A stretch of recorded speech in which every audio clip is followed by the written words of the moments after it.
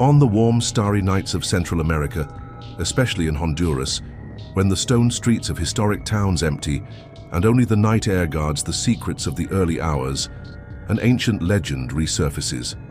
La Taconuda. A figure of popular imagination, she is described as a woman of stunning, almost supernatural beauty. Her name derives from the high heels she wears, tacones, the sound of which echoes through the dark alleys, announcing her enigmatic presence. La Taconuda is a mix of seduction and danger, an entity that chooses men, especially travelers or unbelievers, to lure them with her irresistible charm. They say her gaze is hypnotic and her smile a promise of unknown pleasures. Behind this facade, however, lies a dark power capable of casting spells, driving men to madness or, for the most unfortunate, to complete disappearance, leaving behind only the persistent echo of her steps and a trail of terror. Mateo, a young photographer in his early 20s, walked the streets of Comayagua, Honduras, his professional camera slung over his shoulder. Hailing from a big city, he carried an air of skepticism towards superstitions. He was there to document the local festivities and colonial architecture. The town was bustling with preparations for the patron saints festival. Food stalls, lively music, and the murmur of people created a vibrant atmosphere. While adjusting his focus for a shot of the cathedral, he overheard a group of older men chatting on a park bench. They spoke of the caution young men should take during the festival nights. One of them mentioned in a low tone, La Taconuda. The others crossed themselves. The old man described her as a vision of incomparable beauty, elegant, perfumed, with a walk that made men's hearts race, but warned that the sound of her heels was the harbinger of doom. She bewitches, young man, he said, noticing Mateo's gaze. She takes men, never to be seen again, or returns them with their souls twisted. Mateo smirked. Interesting story. Great for scaring kids. Maybe I'll get a picture of your Taconuda. That would be quite the shot. The men exchanged glances, and the old man shook his head. Be careful what you wish for, boy. Some things are best left unchallenged. Mateo shrugged and walked on, already thinking of how the silly legend could make for a photo essay. Little did he know, the echo of those heels was already resonating in his destiny. The next night, frustrated at not capturing the festival's soul, Mateo strayed from the crowd, wandering into narrow, poorly lit alleys. The party sounds faded, replaced by silence and the wind's murmur. Then he heard it, the distinct click-clack of high heels on cobblestones. It came from a dark corner ahead. He remembered the conversation, but dismissed it. Probably a local woman. Yet, curiosity made him quicken his pace. Turning the corner, he saw her.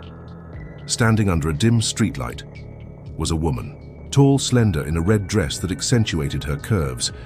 Dark hair cascaded over her shoulders. Mateo felt a powerful magnetism.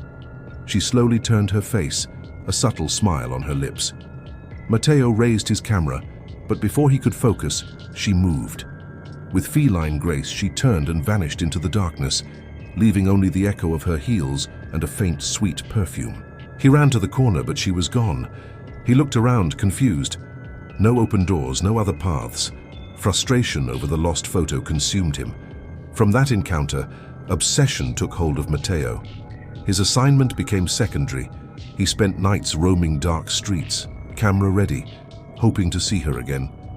During the day, he could barely concentrate, replaying the fleeting apparition in his mind. The encounters recurred, unexpected and brief. Once he saw her across a busy square, watching him before melting into the crowd. Another time, he heard heels behind him on a deserted street. Turning, he saw only her distant silhouette vanishing. Each appearance was more intense, her smile more inviting. Mateo felt increasingly drawn, an irrational attraction. He started having strange dreams, filled with her image and the incessant sound of heels. He'd wake up in a cold sweat, feeling she'd been there. During the day, he'd hear the phantom echo of heels. His appearance changed. He grew thinner, with dark circles under his feverish eyes. A fellow journalist noticed his fixation. "Man, you okay? You look like you've seen a ghost," he commented. Mateo brushed it off. The colleague persisted. "Heard some spooky stories about a Taconuda around here. They say she messes with men's heads. Don't tell me you fell for that." Matteo laughed nervously. "Of course not. Just an interesting subject for a personal project." But the colleague's words and the old men's warnings weighed on him, mixing with the inexplicable attraction. He was torn between skepticism and a primal fear. On a sweltering night, a full moon hanging in the sky, Matteo saw her again. This time she didn't flee. She stood at the end of a stone street leading out of town towards hills with ancient ruins. She smiled and gestured subtly, inviting him to follow. The sound of her heels echoed, hypnotic. Matteo didn't hesitate. Reason, fear, warnings, all dissolved. He followed, an automaton, camera forgotten. She walked ahead, her heels setting the pace. They left town via a dirt path. The vegetation grew denser, the air colder. They reached a place with ancient moss-covered stones, foundations of long-gone structures, an old indigenous cemetery perhaps. The moon cast an eerie light. La Taconuda stopped in the ruins center and turned to Matteo. Moonlight bathed her face. For an instant she seemed even more beautiful. But then, something changed. Her smile widened grotesquely, revealing teeth too long, too sharp. Her eyes, once inviting, now gleamed with a cold, predatory light. Her skin, once perfect, stretched taut over her facial bones, deathly pale. The red dress now seemed a blood-soaked shroud. Matteo froze, the enchantment shattered, replaced by absolute terror.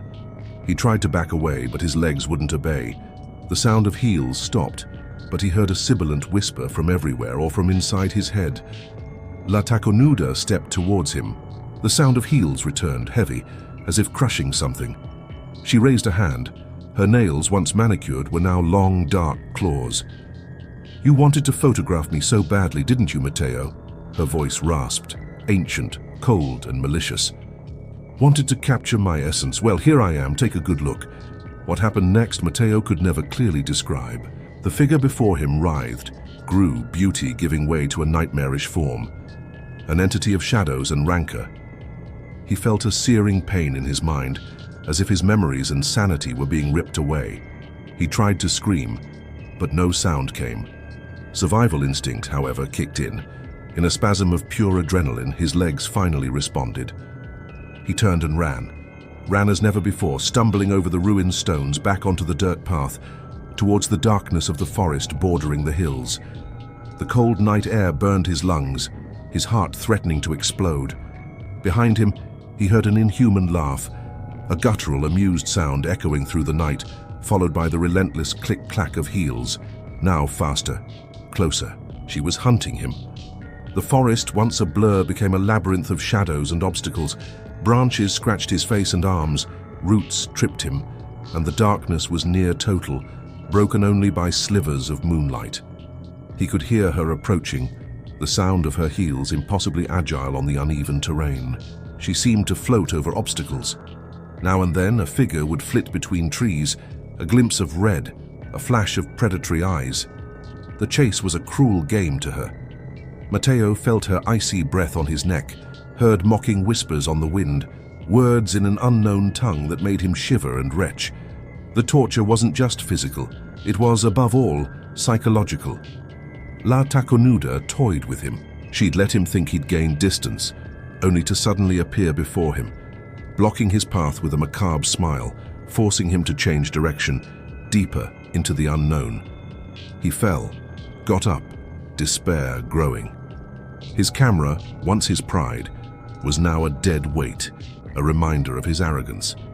He slipped on a steep embankment, tumbling over rocks and mud, a sharp pain shooting through his ankle. Trying to rise, he saw her at the top, watching with an expression of pure sadistic delight. The sound of heels stopped, replaced by an oppressive silence, only his ragged breathing and the crickets. She descended with supernatural ease, her heels finding purchase where there should be none. The last thing Matteo saw before losing consciousness, or perhaps before reality itself dissolved, were those flaming eyes closing in and the smile of perdition widening over him. Matteo didn't vanish completely like others before him.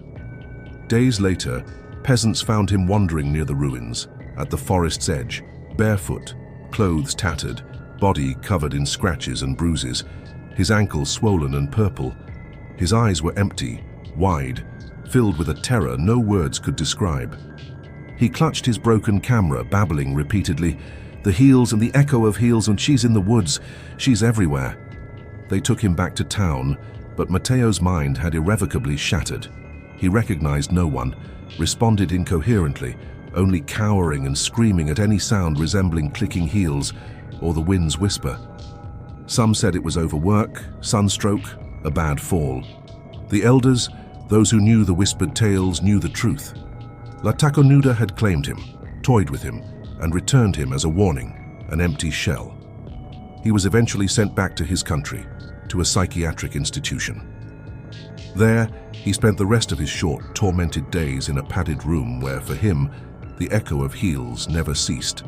A sonic and visual torture that would haunt him to the end, a constant reminder of the deadly beauty he dared to challenge and desire to photograph. And on the stone streets of Comayagua, residents still claim to hear, at times, an extra echo, a sound of heels belonging to no living woman. The eternal walk of La Taconuda, always lurking, always seductive, always deadly. An echo that for some seems to also come from the dark forest surrounding the hills. Did the echo of those heels reach you too? Did Mateo's story and La Taconuda's dark power send a chill down your spine? If terror and mystery draw you in, don't wait. Subscribe to our channel now and hit the notification bell so you don't miss any of the terrifying legends we bring straight from the shadows. Give us a like if you, like Mateo, would dare to follow a mysterious sound in the night. And comment below, what local legend from your area gives you the most chills? We want to know your fears.